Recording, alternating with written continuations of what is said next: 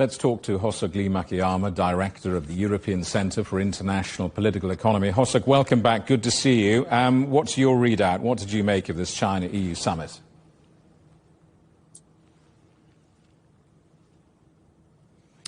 Hosuk, I'm just checking you can hear me. It's Jamie in studio in London, and you're live on CGTN. I can hear you now. Thank Wonderful you so to much. see you. Sorry for the delay. No, good to see you. You awed me for a second. What did you make of the summit?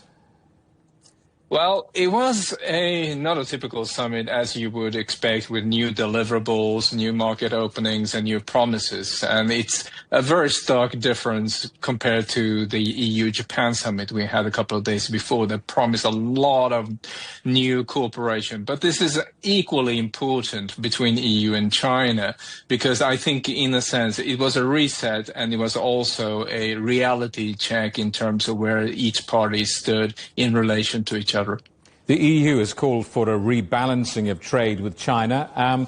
What would that look like? Well, the truth of the matter is that Europe suffers a 400 billion euro deficit against China. That's absolutely true. And that's also like a mainstay of EU complaint against China. And it is largely due to the fact that China has caught up much faster in engineering and manufacturing than EU managed to actually offset that through its, for example, agriculture export or luxury items that it usually sells to China. But truth remains is that both EU and China are very aggressively export-led economies. It just so happens that EU has a deficit against China in the same way that China has deficit against other countries. And this is very, very difficult to solve, considering that they are basically competing in the same product. The summit led to a tentative agreement on rare earth exports. How significant is that?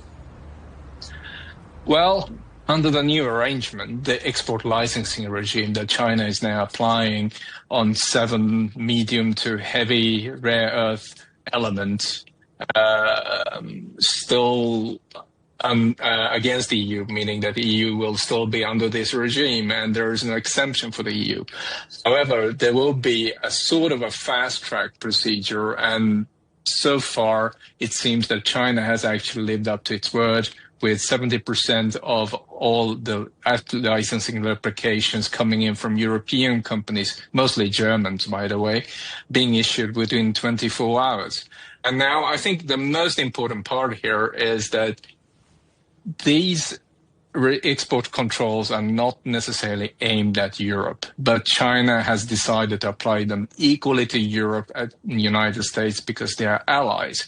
And now Europe is saying, hold on a second, if you want us between United States and China, you have to give us some benefits, you have to give us some trust. And I think first and foremost, what this fast-track procedure will allow is that if a license is denied, China will offer an explanation. And this has not been the case in the past.